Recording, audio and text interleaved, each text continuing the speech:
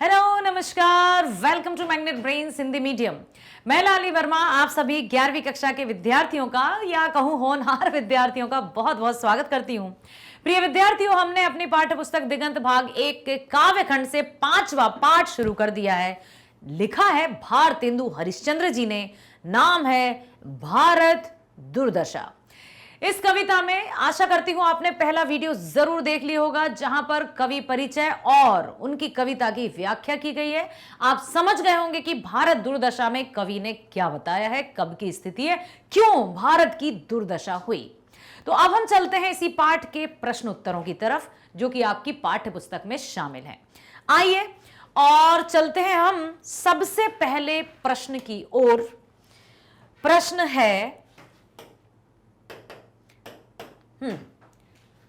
कवि सभी भारतीयों को किस लिए आमंत्रित करता है? क्यों आमंत्रित करता है, बताइए।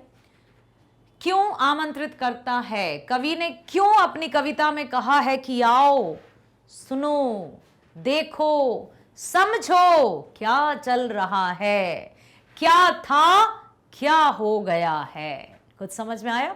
जिन्होंने प्रीवियस वीडियो देखा है वो जरूर समझ गए होंगे कि कवि ने क्यों ऐसा कहा कि आओ, देखो, सुनो, इतिहास के पन्नों को पलटकर तो देखो जरा, क्या चल रहा था और क्या स्थिति हो गई। क्या कहा था? देखो। राष्ट्र प्रेम का शंखनाद करने वाले कवि क्या कहते हैं? राष्ट्र प्रेम का शंखनाद करने वाले हिंदी साहित्य में नवजागरण अग्रयूथ। देखो, राष्ट्र प्रेम का शंखनाद करने वाले, हिंदी साहित्य में नवजागरण लाने वाले भारतेंदु हरिश्चंद्र का परतंत्र भारत की दारुण दशा से व्यथित है। इस कविता में उन्होंने भारतीयों के मन में जोश, उमंग और उनको प्रेरित किया है प्राचीन कथाओं के उदाहरण देकर। प्राचीन गाथाओं और जो भी महाप्रतापी राजा हुए, सम्राट हुए, दानवीर हुए, योद्धा हुए, विद्वान हुए, भारत में जन्मे ऐसे लोगों का उदाहरण दिया, ऐसी महान हस्तियों का उदाहरण दिया कि जागो, जरा बुद्धि से काम लो। तुम उसी देश के निवासी हो जिस देश में महान प्रतापी राजाओं ने या सम्राटों ने जन्म लिया। उन्होंने क्या कहा? भारतेंदु हरिश्चंद्र का परतंत्र भारत की दारुण दशा से व्यथित है। इस कविता में कवि ने यही बताया कि ये जो हमारा भारत देश है, अब उसकी स्थिति दयनीय है। भारत पौराणिक काल से ही सभ्यता और संस्कृति का केंद्र रहा है, जहां शाक्य, हरिश्चंद्र, नहुष, ययाति, राम, युधिष्ठिर, वासुदेव और ऐसे युग पुरुष मनीषी पैदा हुए, विद्वान। उसी भारत के निवासी अज्ञानता और अंतर कलह का शिकार होकर पतन के गर्त में जा रहे हैं। जागो, उठो, बुद्धि से काम लो। तुम्हें खुद के पैरों पर कुल्हाड़ी मारने से बचना होगा। यदि तुम ही एक दूसरे के शत्रु बन गए तो दूसरा तो फायदा उठाएगा ही। भारत की ऐसी दारुण दशा से कवि का हृदय हाहाकार मचा रहा है, दुखी है, व्यथित है। हर एक पंक्ति में आपने देखा है, हर एक पैराग्राफ की पंक्ति में भारत दुर्दशा ना देखी जाए। गुलामी की उत्कट वेदना में भारतवासियों पर व्यंग बाण चलाते हुए कहते हैं कि आओ सभी साथ मिलकर भारत की दुर्दशा पर रोते हैं, आंसू बहाते हैं। यहां रोना, आंसू बहाना, दुख। रोना मतलब दुख का परिचय देता है। शायद तुम्हें समझ में आ जाए कि तुम क्या कर रहे हो, तुम्हें जागना होगा। तुम्हारी जो बुद्धि है, जो शायद कहीं लुप्त हो गई है, उसको जगाना होगा, क्योंकि तुम विद्वान मनीषियों की भूमि में जन्म हुआ है तुम्हारा। कहां खो रहे हो? क्यों स्वयं को भूल रहे हो? जागो, चेतन अवस्था में आओ। इस तरह से उन्होंने कहा। अगला है, कवि के अनुसार भारत कई क्षेत्रों में आगे था पर आज पिछड़ चुका है। पिछड़ने के किन कारणों पर कविता में संकेत किया गया है? क्यों भारत पिछड़ा, जबकि भारत तो कहा है कि ईश्वर ने भारत को सबसे पहले बल, बुद्धि, विद्या, कौशल, ज्ञान, रस, आनंद सब कुछ दिया।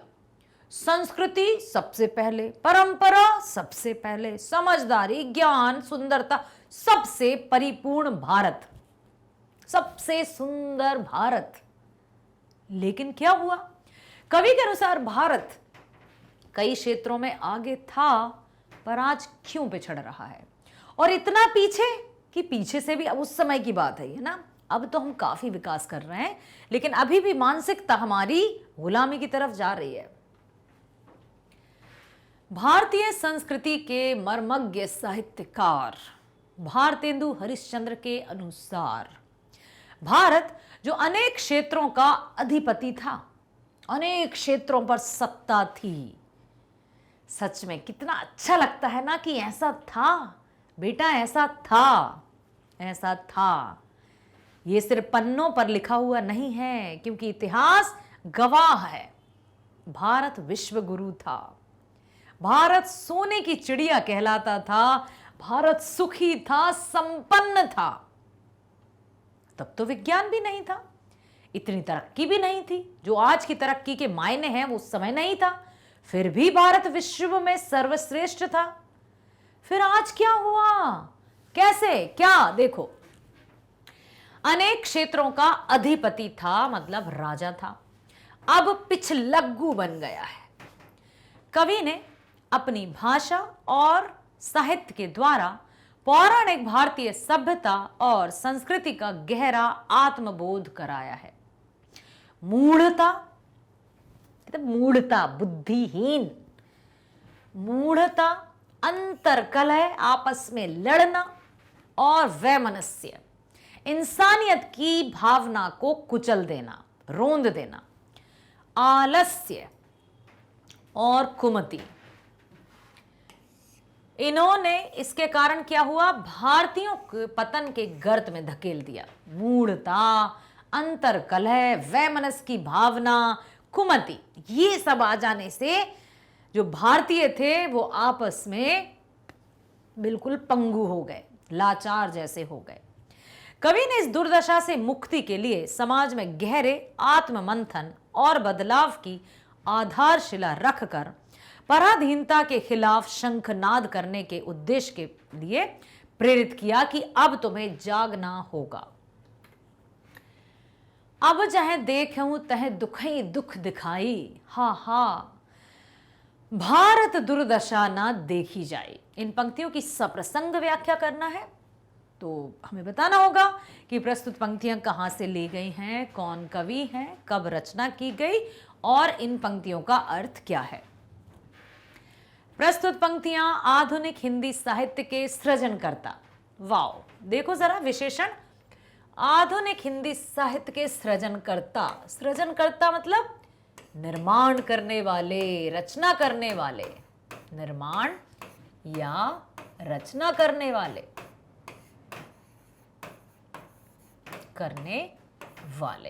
कौन? भारतेंदु हरिश्चंद्र।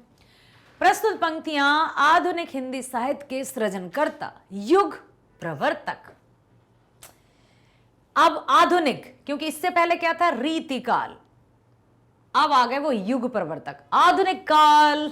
ठीक है, आधुनिक काल में आ गए क्योंकि यहां पर बात हो रही है आधुनिक काल की। जब भारतेंदु हरिश्चंद्र जी की रचनाएं आई, आधुनिक काल का प्रारंभ हुआ।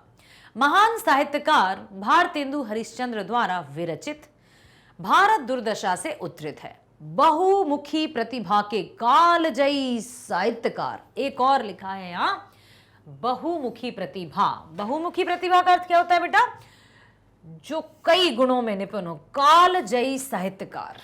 कालजयी साहित्यकार मतलब जिन्होंने हर काल पर विजय प्राप्त कर ली, जो सिर्फ अपने समय तक ही इनकी रचनाएं नहीं चली बल्कि आज भी हम देख रहे हैं इनकी रचनाएं आज भी पढ़ी जा रही हैं, पाठ्यक्रम में शामिल हैं। तो कालजयी हुए, समय पर विजय प्राप्त करने वाले, काल पर विजय प्राप्त करने वाले, उत्कृष्ट अंतर्दृष्टि एवं सहज बोध के द्वारा देश के निवासियों में राष्ट्रीयता का भाव जगाया। कवि के अनुसार जगत गुरु भारत, जगत गुरु भारत, विश्व गुरु, हम जानते हैं कि भारत को विश्व गुरु के नाम से जाना जाता है, तो विश्व को जगत भी कहते हैं, इसलिए जगत गुरु। परतंत्रता की बेड़ियों में जकड़कर मूढ़ता, कलह और अज्ञानता की काली रजनी के गोद में समा गया। अपनी ऐतिहासिक गरिमा को विस्मृत कर, विस्मृत का अर्थ होता है भूलना, लोग सब भूल गए कि हमारा भारत देश क्या है, इसका इतिहास क्या है, कैसे हमारी गरिमा कितनी प्यारी, कौन से ऐसे सम्राट, पता है भाई बहुत से लोग, क्या हम सब जानते तो बहुत कुछ हैं लेकिन मानते कहां हैं। मानना होगा, भले ही कम मानो लेकिन नियम पूर्वक मानो। सामाजिक कुप्रथाओं और कुरीतियों के अंधकूप में डूबकर राष्ट्रीयता और देश उन्नति के आत्मगौरव से विमुख हो गए। धीरे धीरे आत्मकलह, अंतरकलह, वैमनस्यता, आपसी भेदभाव, द्वेष, इस भावना से व्यक्तियों के मन में आपसी फूट पड़ी और आत्मगौरव से विमुख हो गए। भारतीय समाज को चारों ओर से दुर्दिन के काले बादल ने घेर लिया। ऐतिहासिक आत्मबोध को आत्मसात नहीं करने के कारण भारतवासी चारों ओर से दुखों के दलदल में फंस गए। ऐसा दलदल, और दलदल सुनते ही आप समझ जाते होंगे कि दलदल, दलदल मतलब जहां से हम जितना निकलने की कोशिश करेंगे और अंदर धंसते जाएंगे। तो यही हुआ। भारत की इस अंतर्व्यवस्था के जिम्मेदार भारतीयों से इसकी दुर्दशा पर रोने के लिए कवि कहते हैं कि जरा रो लो, दुख प्रकट कर लो, अभी भी समय है, आंखें खोलो। जगत गुरु, विश्व गुरु भारत को उसकी पुरानी स्थिति हमें लाकर देनी है। जागना होगा, आलस्य को त्यागना होगा। अगला है, भारतीय स्वयं अपनी इस दुर्दशा के कारण है। कविता के आधार पर उत्तर दीजिए कि भारत की दुर्दशा का कारण स्वयं भारतवासी कैसे हैं। युगांतकारी व्यक्तित्व लेकर साहित्याकाश में उदित ध्रुव तारा, वाओ, साहित्याकाश, यहां साहित्य का आकाश, साहित्य धन आकाश,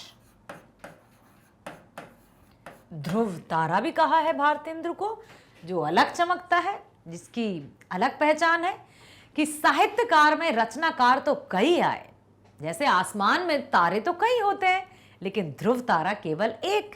तो हिंदी साहित्य के ध्रुव तारा भारतेंदु हरिश्चंद्र ने भारत की दुर्दशा के लिए भारतीयों को ही जिम्मेदार माना। भारतीय अपने ऐतिहासिक यथार्थ को विस्मृत करके अशिक्षा, अज्ञानता, अंधविश्वास, दरिद्रता, कुरीति, कलह और वैमनस्य के गर्त में समा गए। अपने स्वर्णिम अतीत का आत्म गौरव भुलाकर पराधीनता की बेड़ी में जकड़ गए हैं। जब हम ही हमारे, आपने सुना होगा, जिस डाली पर बैठे और काट भी वही रहे हैं। बुद्धि कहां चली गई है, क्या घास चरने? कहते हैं ना हमारे बड़े बुजुर्ग की, कहां चली गई तुम्हारी बुद्धि घास चरने? अरे जिस थाली में खाते हो उसी में छेद करते हो, ये कहावत भी सुनी होगी। तो उनकी चकाचौंध में भारतीय इस कदर फंस गए कि आपस में लड़ने मरने पर उतारू हो गए। परिणाम स्वरूप आपने देखा कि सब कुछ भूलकर बेड़ियों में जकड़ गए, जिसके कारण भारतीय अतीव दारुण दशा से व्यथित हो गया। अगला है, लरी वैदिक जैन डुबाई पुस्तक सारी, करी कलह बुलाई जवन सैन पुनी भारी। इन पंक्तियों का आशय, आपस में लड़ बैठे, दूसरों को बुलाया कि तुम न्याय करो, दूसरा तुम मजे लेगा। दूसरे को यदि ये पता चल जाए कि आपस में फूट है, बेटा अभी भी मैं बता रही हूं, यदि परिवार में बड़े अच्छे से सब लोग मिलजुल कर रहते हैं, दूर से कोई देख रहा है कि यार इनके परिवार में तो बड़े अच्छे से रहते हैं, कैसे ये सुखी रहते हैं, किसी एक को भड़काना शुरू किया, यदि वो नहीं भड़का उसे छोड़ दिया, दूसरे के सामने किसी की बुराई की। ये हमारे समक्ष कोई निंदा किसी की तभी कर सकता है जब हम सुने। जब हम किसी की निंदा सुनेंगे नहीं तो मजाल किसी की हमारे सामने किसी की निंदा कर सके। लेकिन कोई तो ऐसा निकलेगा जो कहेगा हाँ यार तुम सही कह रहे हो, और परिवार में आपस में फूट डल जाएगी और मजे लेगा वो तीसरा व्यक्ति। तो लरी वैदिक जैन डुबाई पुस्तक सारी, वैदिक और जैन वाले लड़ गए आपस में, करी कलह बुलाई जवन पुनि भारी। प्रस्तुत व्याख्या पंक्तियां हिंदी साहित्य के युग प्रवर्तक साहित्यकार भारतेंदु हरिश्चंद्र द्वारा विरचित भारत दुर्दशा शीर्षक कविता से उद्धृत हैं। धर्म संप्रदाय भाषा जाति की संवाद रहित विविधताओं में डूबा तथा सामाजिक कुप्रथाओं और कुरीतियों में जकड़ा हुआ अशिक्षित भारतीय समाज ऐतिहासिक आत्मबोध को विस्मृत करके आपसी अंतर्कलह का शिकार हो गया।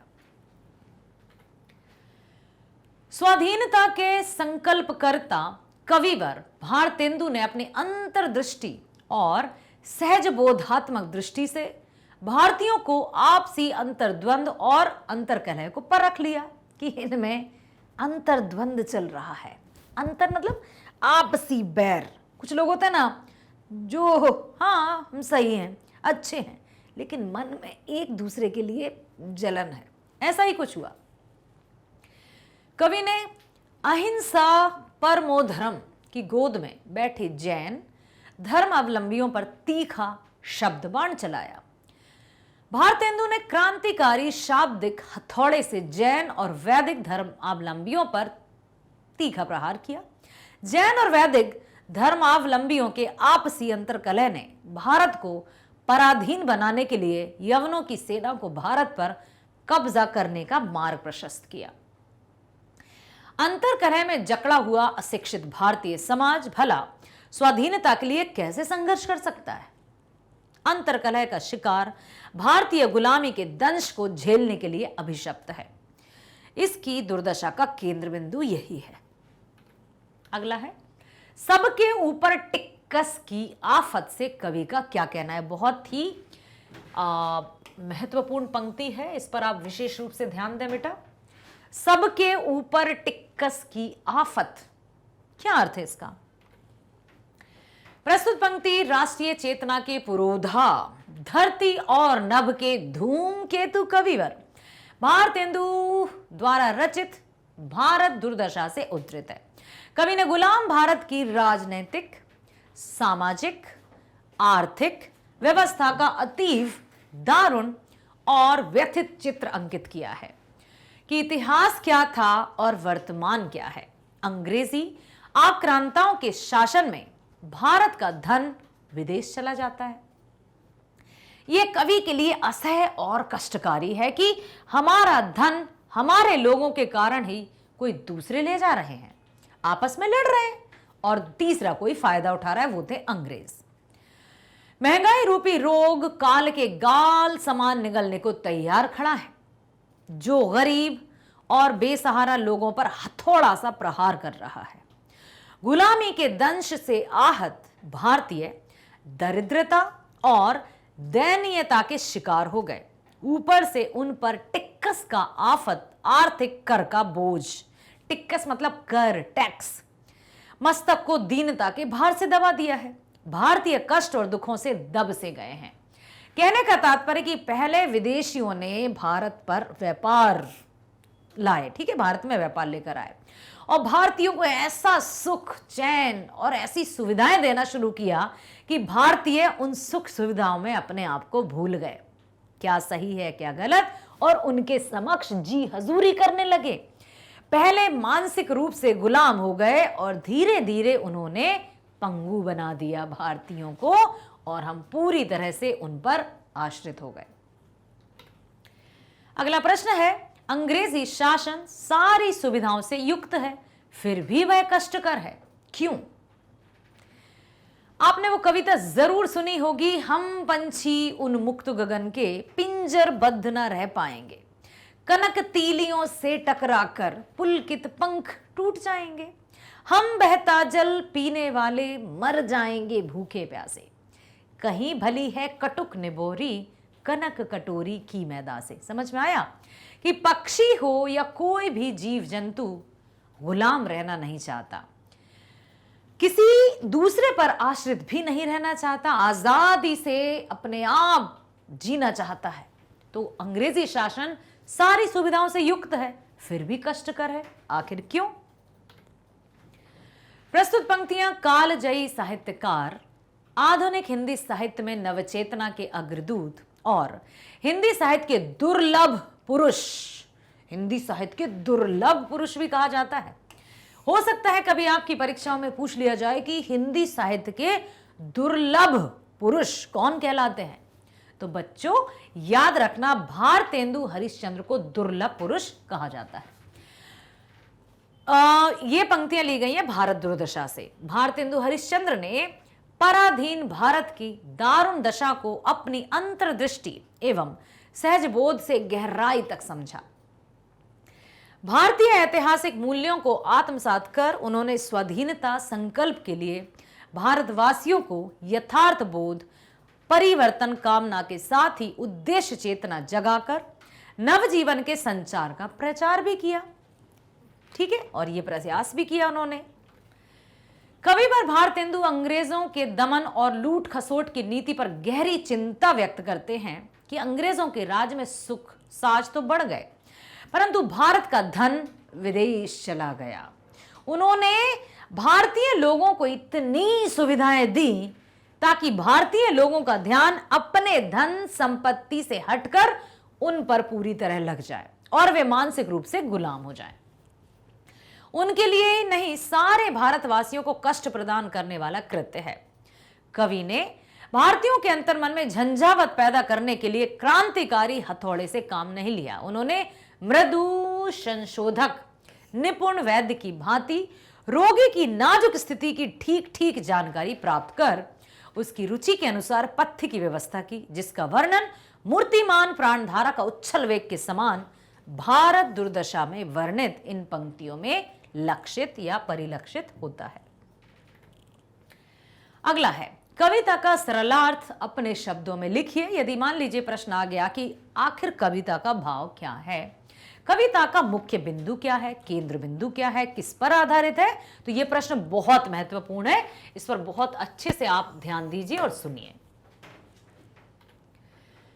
आधुनिक हिंदी साहित्य के युग प्रवर्तक महान साहित्यकार भारतेंदु हरिश्चंद्र ने भारत दुर्दशा शीर्षक कविता के माध्यम से देश के निवासियों में राष्ट्रीयता का भाव जगाया है। अशिक्षा, अज्ञानता, अंधविश्वास, दरिद्रता, कुरीति, कलह और वैमनस्य की जंजीरों में जकड़े भारतीय समाज को अतीत और वर्तमान, स्वाधीनता और पराधीनता व मनुष्य की दंशमय गहराई को समझने की अंतर्दृष्टि दी है कि अभी जाग जाओ, देखो क्या दशा हो रही है। तो आलस्य से जागो, मूढ़ता से जागो, बुद्धि से काम लो। कहां गई तुम्हारी बुद्धि, कहां गई तुम्हारी मनोबल, कहां गई वो समझदारी। ये वही भूमि है जहां राम, कृष्ण, बुद्ध सबने जन्म लिया, महान प्रतापी, महान सम्राटों ने जन्म लिया। भारत की दुर्दशा देखकर कवि की आत्मा चीत्कार उठी है, हाहाकार मची हुई है उनके मन में। भारत की दुर्दशा से व्यथित कवि भारत के निवासियों को इसकी दुर्दशा पर मिलकर रोने के लिए आमंत्रित करता है कि अब तो जाग जाओ और देखो स्थिति को। भारत की राजनीति, सामाजिक, आर्थिक व्यवस्था पर अपना व्यंग बाण चलाते हुए कहते हैं कि जिस भारत देश को ईश्वर ने सबसे पहले धन दिया, संपत्ति दी, सुख, चैन, आनंद, प्रीति, रिवाज, परंपरा सबसे सराबोर किया, सभ्य बनाया, सबसे पहले विद्वता दी, भूषण से विभूषित किया, रंग रस के सागर में गोता लगवाया, अब वही भारतवर्ष सभी देशों से पीछे हो रहा है। कवि को भारत की दुर्दशा देखकर बहुत बुरा लग रहा है। भारत में त्याग बलिदान के प्रतीक शाक्य, हरिश्चंद्र, नहुष, ययाति ने जन्म लिया, राम, युधिष्ठिर, वासुदेव ने भी जन्म लिया। सत्यनिष्ठ धर्म यहीं पर अवतरित हुए, तो कहां गई तुम्हारी वो भाव भाग। ठीक है, भारत में ही भीम, कर्ण, अर्जुन जैसे वीर, दानवीर और धनुर्धर पैदा हुए। आज इसी भारत की अशिक्षा अज्ञानता ने ऐसी दारुण दशा कर दी। राष्ट्र चिंतन से दूर अहिंसा परमो धर्मः के आलंबन केंद्र में बैठा जैन धर्मावलंबियों ने वैदिक धर्म का विरोध करके यवनों यानी इस्लाम आदि की सेना को भारत में बुला लिया और प्रशंसा किया। अब कारण आपसी कलह, बुद्धि, बल, विद्या सब कुछ उनके गुलाम हो गए और जो सुमति थी, जो अच्छी मति थी, वो कुमति में परिवर्तित हो गई और सब कुछ जैसे अंधे, लंगड़े, दीनहीन होकर जीने के लिए अभिशप्त हो गए। भारत की दुर्दशा अवर्णनीय हो गई। अंग्रेजों के राज अर्थात पराधीन भारत में वैभव और सुख तो बढ़ गए, परंतु भारतीय धन धीरे धीरे विदेश जाता गया। हमें पता ही नहीं चला कि हमारे पैरों के तले से कोई जमीन खींच रहा है। हम तो पूरी तरह से भोग विलास में खोए हुए थे, सुख आराम में मदमस्त थे। यह स्थिति अतीव कष्टकारी है। उस पर महंगाई सुरसा की भांति मुंह फैला है। राक्षसी सुरसा का नाम आपने सुना होगा। जस जस सुरसा बदन बढ़ावा, तास दून कपि रूप दिखावा। सत जो जन ते आनन कीना, अति लघु रूप पवन सुत लीना। तुरंत गए उसके मुंह में और बाहर भी निकल आते हैं। दिनों दिन दुख की तीव्रता बढ़ रही है। ऊपर से कर का बोझ तो कोढ़ के समान है। कोढ़ में खाज कष्टकारक है। भारत की ऐसी दुर्दशा कवि के लिए असह्य हो गई। हृदय में हाहाकार मचा हुआ है। अगला है निम्नलिखित उद्धरणों की सप्रसंग व्याख्या कीजिए। रो बहु सब मिल के आ बहु भारी, हाँ भारत दुर्दशा ना देखी जाए। प्रस्तुत पंक्तियों में आधुनिक हिंदी साहित्य के जन्मदाता, अब आधुनिक हिंदी साहित्य के जन्मदाता भी भारतेंदु हरिश्चंद्र को कहा जाता है। साहित्य के नवोत्थान के प्रतीक कवि शिरोमणि हरिश्चंद्र द्वारा विरचित बहुचर्चित सुविख्यात कविता भारत दुर्दशा से उद्धृत है। इस कविता में कवि की राष्ट्रीयता, देश उन्नति और जातीय उत्थान के लिए अंतर्व्यथा ऐतिहासिक यथार्थ के विडंबनापूर्ण बोध के भीतर से जन्म लेती दिखाई पड़ती है। भारत दुर्दशा कविता विश्व विख्यात है, बहुत प्रसिद्ध है। कवि के अनुसार भारतीय अपनी स्वर्णिम अतीत का आत्मगौरव जैसे भुला चुके हैं, विस्मृत कर दिया है। याद करो कि तुम उसी देश के निवासी हो जहां कर्ण, भीम, अर्जुन जैसे योद्धाओं ने जन्म लिया। अशिक्षा, अज्ञानता, अंधविश्वास, कुरीति, कलह, वैमनस्य में डूबे भारतीयों पर उन्होंने तीखा बाण चलाया है। उनकी अकर्मण्यता मतलब कर्म के प्रति विमुख हो जाना, कर्म से विमुख हो जाना, ऐशो आराम में खो जाना।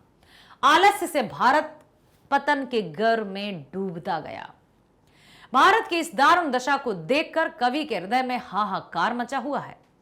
इस दुर्दशा से आहत कवि भारतीयों को जिम्मेदार मानता है और एक साथ मिलकर रोने के लिए आमंत्रित करता है कि बुद्धि जरा चक्षु खोलो, देखो क्या दुर्दशा हो गई है, अब तो रुक जाओ, ये सब वो कहता है। कवि ने भारतीयों को अतीत और वर्तमान, स्वाधीनता और पराधीनता के वैमनस्य की दशमय मतलब पूरी तरह से ऐसी अनुभूति का कहा है कि जो सत्य की ओर इशारा करता है। अंग्रेज राज सुख साज सजे सब भारी, पै धन विदेश चली जाती है तिखारी। अब अंग्रेजों ने इतना सुख चैन दिया भारतीयों को कि भारतीय सोच रहे हैं कि अरे वाह, जहां सुख मिलता है, जहां चैन मिलता है, वहां लोगों को बड़ा मजा आता है। लेकिन हो क्या रहा है उस सुख चैन के पीछे, इस पर ध्यान नहीं दिया। सारे सुख चैन दिए और उनके धन को विदेश ढोते गए। प्रस्तुत पंक्तियां कालजयी साहित्यकार आधुनिक हिंदी साहित्य में नवचेतना के अग्रदूत, हिंदी साहित्य रूपी वाटिका के दुर्लभ पुष्प भारतेंदु हरिश्चंद्र द्वारा विरचित भारत दुर्दशा से ली गई है। भारतेंदु जी ने पराधीन भारत के दारुण दशा को अपनी अंतर्दृष्टि एवं सहज बोध से गहराई तक समझा। भारतीय ऐतिहासिक मूल्यों को आत्मसात करके उन्होंने स्वाधीनता संकल्प के लिए भारतवासियों का यथार्थ बोध, परिवर्तन कामना के साथ उद्देश्य चेतना जगाकर नवजीवन के संचार का प्रयास किया है। उन्होंने कहा है कि हृदय अंग्रेज के दमन, लूट खसोट की नीति पर गहरी चिंता व्यक्त की है कि पूरे अंग्रेजों के राज में सुख साज बढ़ गए, लेकिन भारत का धन विदेश चला जाता है। अब क्या हो, कैसे क्या किया जाए? तो कवि ने भारतीयों के अंतर्मन में थोड़ी सी झंझावत की, सोचो, माइंड स्टॉर्मिंग जिसको कहते हैं ना, कि सोचने पर विवश करना, शायद तब जाकर भारतीयों को झिंझोड़ कर रख दिया उनकी रचनाओं ने। तब जाकर भारतीयों के मन में चेतना जागी। रोगी की भांति ठीक ठीक जानकारी प्राप्त कर रुचि के अनुसार पथ्य की व्यवस्था की, जिसका वर्णन मूर्तिमान प्राणधारा का उच्छल वेग के समान भारत दुर्दशा में दिखाया गया है। स्वाधीनता आंदोलन के परिप्रेक्ष्य में इस कविता की सार्थकता पर विचार कीजिए। आधुनिक हिंदी साहित्य के प्रवर्तक महान साहित्यकार भारतेंदु हरिश्चंद्र पराधीन भारत के दारुण दशा को मूर्तिमान करने का एक वानगी है भारत दुर्दशा। भारतेंदु हरिश्चंद्र ने पराधीन भारत का अकल्पनीय दारुण दशा की गहराई से देखा। पराधीन भारतवासियों में स्वतंत्रता संकल्प के लिए भारत दुर्दशा कविता के माध्यम से उनके भीतर जातीय अस्मिता, यथार्थ बोध, परिवर्तन कामना के साथ ही उद्देश्य चेतना का भी संचार किया। इसके माध्यम से यथार्थता, व्यंग्यता ने अशिक्षा, अज्ञानता, अंधविश्वास, अकर्मण्यता, दरिद्रता, कलह, कुरीति, वैमनस्य की भावना, आपसी द्वेष की भावना जागृत कर दी। इस कविता का सजीव और यथार्थ चित्रण धर्म संप्रदाय, भाषा, जाति की संवाद रहित विविधताओं में डूबा, सामाजिक कुप्रथाओं, कुरीतियों में जकड़ा हुआ अशिक्षित समाज ऐतिहासिक आत्मबोध को जगाकर स्वाधीनता के लिए संघर्ष करने को प्रेरित किया। अतीत और वर्तमान, स्वाधीनता और पराधीनता, वैमनस्य एक दंशमय अनुभूति जागृत करने वाली इस कविता ने नियमित रूप से इसको आंदोलित किया और कवि ने पुण्य पथ पर निरंतर अग्रसित होने की प्रेरणा दी। इस कविता में भारतीयों के स्वर्णिम ऐतिहासिक अतीत का आत्मगौरव से परिचय कराते हुए लिखा है। क्या लिखा है? जह भय शाक्य हरिचंदरु अयाति, जहां राम युधिष्ठिर वासुदेव संति, जहां भीम करुण अर्जुन की छटा दिखाती, तह रही मूढ़ता कलह अविद्या राती। आखिर वो देश, आखिर वो नीति न्याय कहां गया? क्या हुआ? क्यों बुद्धिहीन हो गए हैं? भारतेंदु ने पराधीन भारत की राजनीतिक, सामाजिक, आर्थिक व्यवस्था पर व्यंग बाण चलाकर भारत के निवासियों में स्वतंत्रता संकल्प का ऐतिहासिक आत्मबोध जागृत कराया। इस कविता के ऐतिहासिक आत्मबोध, कटाक्ष, व्यंग, ताजगी तथा मौलिकता के गुणों ने अपनी सारथा का परिचय देते हुए स्वतंत्रता का बिगुल फूंका। कोई भी युद्ध होता है, रणभेरी बजती है ना, शंखनाद होता है, तो इस कविता के माध्यम से लोगों के मन में देश प्रेम की भावना जागी, भारतीय समाज को उत्साहित और जागृत किया। सदियों तक पराधीन भारतीय समाज ने स्वतंत्रता संघर्ष के लिए अपने उत्तरदायित्वहीनता के प्रमाद से मुक्त होकर स्वतंत्रता के लिए जागृत हो गए। वाओ! स्वतंत्रता संग्राम के लिए प्रेरित करने वाली इस कविता और उसके युग पुरुष कालजयी साहित्यकार का यशोगान भारतीय समाज जब तक प्रकृति का अस्तित्व कायम है गाता रहेगा। अब चलते हैं कविता के आसपास। भारतेंदु ने अपने समय की राजनीतिक, सामाजिक, आर्थिक व्यवस्था पर व्यंग किए हैं। अंधेर नगरी एक ऐसे ही बहुचर्चित प्रहसन है, इसे भी पुस्तकालय से प्राप्त करिए। अंधेर नगरी के एक अंश यहां दिखाया जा रहा है। आप इसे भारतेंदु की व्यंग क्षमता से परिचित हो सकते हैं। अंधेर नगरी, चौपट राजा, टकासेर खाजा, टकासेर भाजा, भाई सब कुछ टकासेर, चाहे सोना हो टकासेर, भाजी हो टकासेर, मेवा मिष्ठान हो टकासेर, भूसा हो टकासेर। क्या है ये? देखो, चूरन बना मसालेदार जिसमें खट्टे की बस बहार, मेरा चूरन जो कोई खाए मुझको छोड़ कहीं ना जाए। हिंदू चूरन इसका नाम, विलायत पूरन इसका काम, चूरन जब से हिंद में आया इसका धन बल सभी घटाया। चूरन ऐसा हट्टा कट्टा कीना दांत सभी का खट्टा। चूरन अमले सब खोखा, जो खावे दूनी दुर्शत तुरंत पचावे। अब यहां उन्होंने इन पंक्तियों के माध्यम से यही बताया कि अंग्रेजी राज, अंग्रेजों की नीति कैसे भारतीयों के दिमाग में बस गई, कैसे उनको मानसिक रूप से पंगु बना दिया, अपंग बना दिया। चूरन सभी महाजन खाते, जिससे जमा हजम कर जाते। चूरन खावे एडिटर जात, जिनके पेट पचे नहीं बात। चूरन साहेब लोग जो खाता, सारा हिंद हजम कर जाता। चूरन पुलिस वाले खाते, सब कानून हजम कर जाते। कितना व्यंग्यात्मक तीखा वाण चलाया है, व्यंग्यात्मक रूप से, कि किस तरह से अंग्रेजों ने मीठी छुरी चला दी और भारतीय उस मीठी छुरी में कब अपाहिज बन गए उन्हें पता ही नहीं चला। ये उन्होंने इन पंक्तियों के माध्यम से बताया। भारतेंदु की भाषा ब्रज भाषा है। ब्रज भाषा में लिखने वाले उनके समकालीन 3 कवियों और उनकी रचनाओं के नाम लिखिए। तो देखिए, कवि हैं नवनीत चतुर्वेदी, जिन्होंने कुब्जा 25 लिखी।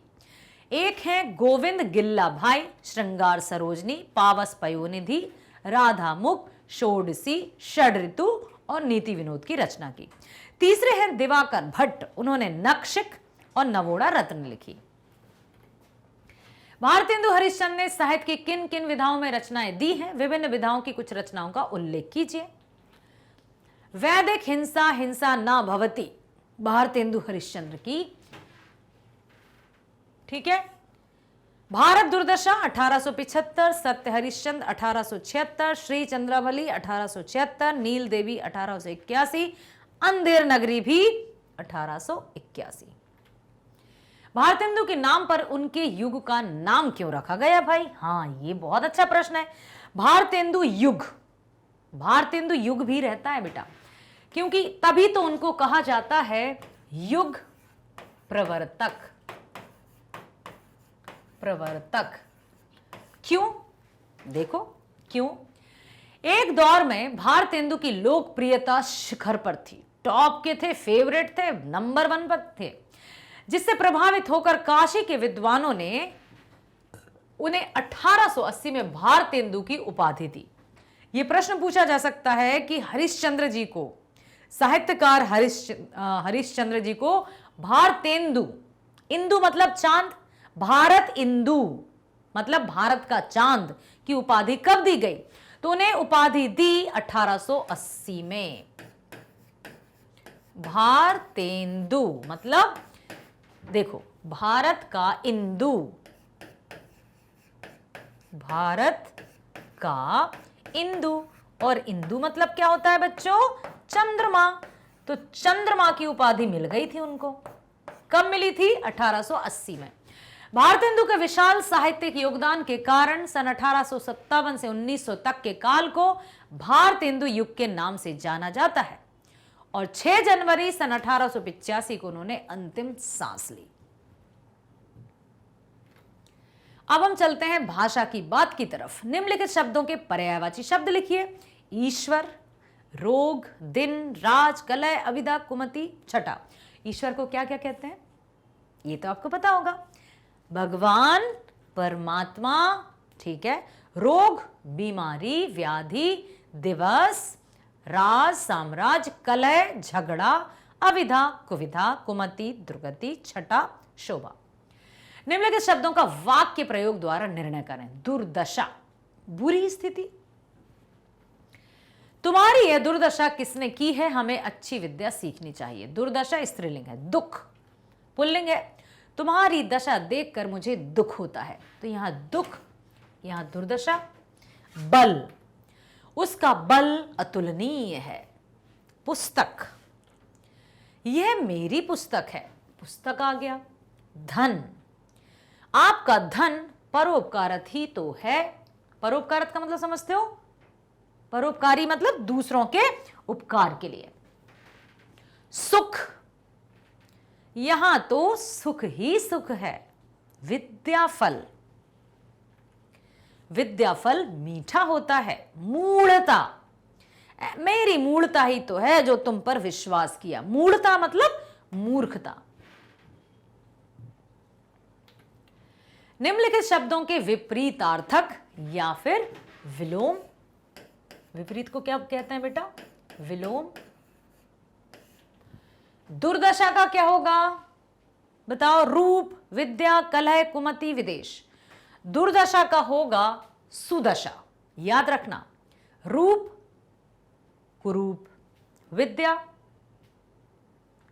अविद्या, कलह मेल, कलह मतलब झगड़ा, मेल मतलब मेल मिलाप, कुमति सुमति, विदेश देश, स्वदेश। ठीक है, विदेश मतलब दूसरा देश, स्वदेश अपना देश।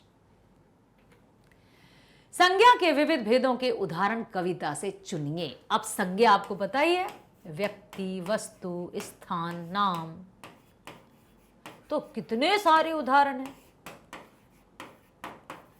वस्तु, स्थान, ये सब के नाम को, भाव भी रहेगा इसमें, उनको संज्ञा कहते हैं हम। किसी भी वस्तु, स्थान, व्यक्ति अथवा भाव के नाम को संज्ञा कहते हैं। इनके निम्नलिखित भेद हैं: व्यक्तिवाचक, जातिवाचक, समूहवाचक, द्रव्यवाचक और भाववाचक। अच्छा, जातिवाचक के अंतर्गत ही समूहवाचक, ठीक है, और द्रव्यवाचक इसी के अंतर्गत आते हैं। तो कहीं यदि आपको मिल जाए संज्ञा के 3 या 5 भेद तो घबराइएगा नहीं। ठीक है बेटा। भारत दुर्दशा कविता में आगत संज्ञा और उनकी कोटि निम्नलिखित। व्यक्तिवाचक संज्ञा: भारत, ईश्वर, विधाता, शाक्य, हरिश्चंद्र, नहुष, ययाति, राम, युधिष्ठिर, वासुदेव, भीम, कर्ण, अर्जुन, ये सब आ जाएंगे। जातिवाचक में आ जाएंगे भाई सब जेही, रोग। समूह में सेना, सब, जिन। द्रव्य में धन, टिक्कस। भाव में बल, सभ्य, रूप, रंग, रस, विद्याफल, छटा, मूढ़ता, कलह, अविद्या, राति, आफत, सुख, भारी, ख्वारी, महंगी, रोग, दुर्दशा, कुमति, अंध, पंग, बुद्धि, ये सब किस में आएंगे बेटा? भाववाचक में। ठीक है, इन शब्दों को करना है आपको संधि विच्छेद। बहुत बढ़िया। ये शब्द ऐसे हैं जिनके संधि विच्छेद करने में अच्छों का दिमाग लगता है, छक्के छूट जाते हैं। अब देखो, युधिष्ठिर का संधि विच्छेद क्या हो सकता है? युधिष्ठिर कभी सोचा है? युधिष्ठिर क्या अर्थ हो सकता है युधिष्ठिर का? तो इनका होगा युधिष्ठिर, मतलब युद्ध में स्थिर। हरिश्चंद्र, हरि है, चंद्र, क्योंकि आपने देखा ही है कि जहां आधा शाह हो वो विसर्ग में परिवर्तित हो जाते हैं। यदि अपि, युग उद्देश्य, प्रधन उत्साहन, प्रोत्साहन। आ रहा है समझ में? ये है। तो प्यारे बच्चों, पूरा विश्वास है कि आपने बड़े ध्यानपूर्वक सभी प्रश्नों को सुना है, समझा है। तो इसी तरह से आपको हर एक काव्य को ध्यान से सुनना है, समझना है, ताकि काव्य खंड आपको पूरी तरह से समझ में आ जाए। आपको पता ही है कि मैग्नेट ब्रेन्स पर हाई क्वालिटी एजुकेशन प्रोवाइड किया जा रहा है, तो आपको बने रहना है हमारे साथ मैग्नेट ब्रेन्स हिंदी मीडियम पर। मिलेंगे अगले वीडियो में। स्वस्थ रहिए, खुश रहिए। Thank you so much.